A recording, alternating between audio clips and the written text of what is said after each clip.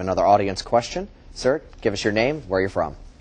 Hi, Congressman. Frank Camaro from Londonderry, New Hampshire. Being every state in the United States has authorized at least one veterans hospital, and here in New Hampshire we have one.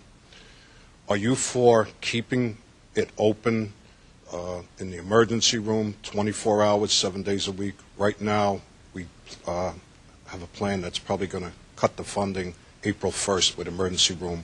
Will close down after 6. Well, this would sort of be a follow-up on the previous question we had about veterans.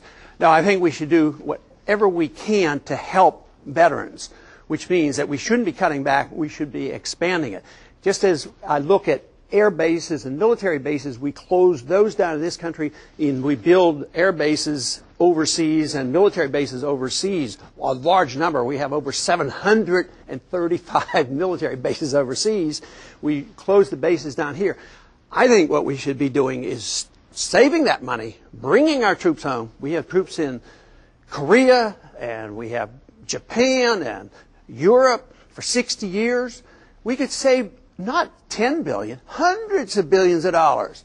And then we would have enough money where we could afford keeping the hospitals open and having 2 or 3 hospitals wherever we only have one. So they always say it comes up short. They're short money to take care of the veterans, but they're never short money to go and talk about taking on Iran, you know, another war, spread the war. Nobody asks questions about that. But they do neglect the people who paid the price and went over. So I think, I don't know, I'd have to admit I don't know the exact details, but philosophically I would say where there's one hospital, we probably need 2, and they need to be open a maximum amount of time. Frank, thank you very much. Another question from the audience. Ma'am, please tell us your name, where you're from. Hi, Michelle Talbot from Litchfield, New Hampshire. And I'm wondering if you could share your views on our Social Security system and the challenges that affect or face its future. The Social Security system is in bad shape.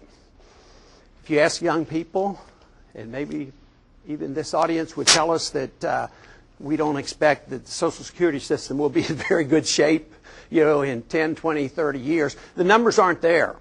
And if you add on Medicare and Medicaid, none of that, prescription drug program, the financing isn't there. We have now, nobody knows the exact number, but if you take future obligations, Social Security and others, it's between $50 and $60 trillion. They talk about a national debt going up last year. If they don't ever count what they borrow from Social Security, so they tell us that the national debt increase last year was $280 billion. If you count, which they should, what they took out of Social Security, it would be like $400 billion. But if you count the additional obligations that we assumed last year, it was $4.6 trillion. So it's impossible to be able to maintain this. I'm probably one of the very few in Congress who voted for so little spending in Washington that I never voted once to spend 1 penny out of Social Security. But that's not going to change. I mean, politicians spend money to get reelected, so they're going to continue to do that. And you have to have welfare here, you have to have warfare here, so and that's too often bipartisan, so they keep spending. I think what we should do, of course, is quit spending and protect the trust fund and do our very best to honor our commitment. But the number of young people going into the workforce are smaller, and there's not enough to take care of those in retirement. And we could, and I expect we will in time, have a recession. The income is going to go way down. Young people, we should start with a transition program, and I think young people ought to be able to opt out of it. Give them a chance to take care of themselves. And then the only way we could meet our commitment to the elderly who have become dependent, whether the medical care or Social Security, the only way that can happen is we'd have to change our foreign policy. We'd have to think, we are not the policemen of the world. We can't nation build forever. We're going broke. Our military budget is $700 billion a year. And you know where the money comes from? China. The Chinese have loaned us over $1 trillion. They hold our treasury bills. So China could bring us to our knees instantly if they decided for some reason. So we have to really reassess our future. Although on the surface we're all doing well, but believe me, we're doing well, and not everybody's doing well. We're doing well because we borrow so much from foreigners. Thank you very much for the question. Do you expect to win New Hampshire? This is my first trip here, and I am known for not overstating my position, but let me tell you, in my short visit here, and with communications by email and other things, I am very optimistic, and it's growing. Welcome to our online viewers as the conversation continues with Republican presidential candidate, Texas Congressman Ron Paul. Over the next half hour, we'll be taking more questions from our audience, as well as questions sent in by you. We're going to start with another question for the congressman from our audience. Please stand up, tell us your name and where you're from. My name is Teresa Novak-Chabot, and I live in Bedford. And I have a twofold question for you, Congressman. I want to know how you're going to address the level of poverty in this country, and also I'm wondering what you're going to be doing to promote affordable health care for those who are self-employed. The level of poverty in this country is growing. And most people who recognize this say that what we need to do is forcibly redistribute the wealth. There's too many rich people. We need to take some from them through taxation and pass this back to those who need some help. But poverty is a consequence of big government. Poverty doesn't happen accidentally. And one of the most important reasons why we have poverty in this country and the wealth gets badly distributed is through a monetary system. We mentioned a little while ago about the amount of money we spend that we don't have. And we borrow so much. I mentioned we borrow from foreigners as well. But there's a lot we can't tax and we can't borrow, so we print it.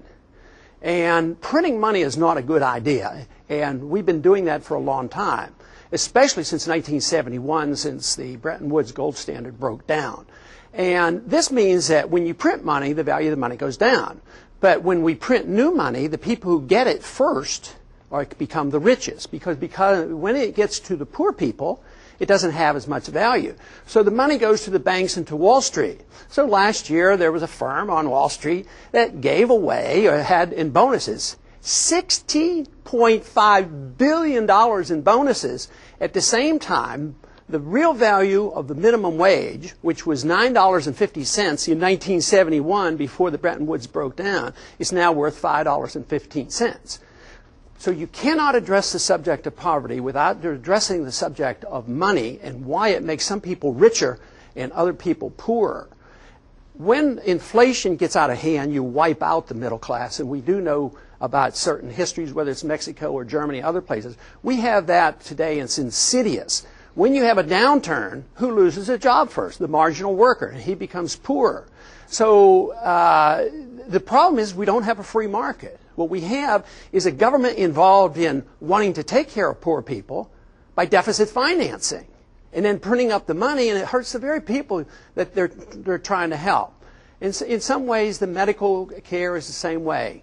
And you can improve the tax laws where the people who are having a difficult time getting medical care, where they could get deductions and where you could get tax credits and other things like this. But you know, when I first started practicing medicine in the early 1960s, I worked in an emergency room in San Antonio, Texas. I was in the military at the time. But I was doing the moonlighting, and I worked 12 hours, and I made $3 an hour. And it wasn't much, but even then $3 bought a lot more than it bought today. But one thing I remember clearly about this, it was run by the church, there was no government program, and nobody was turned away. Today, you come in to a hospital, you can't get out of there with less than $10,000 into emergency room. You can't get out of there probably without a $10,000 bill. And everybody has third-party payments, and everybody gets billed the maximum. So it's a real mess, and the quality of care is going down.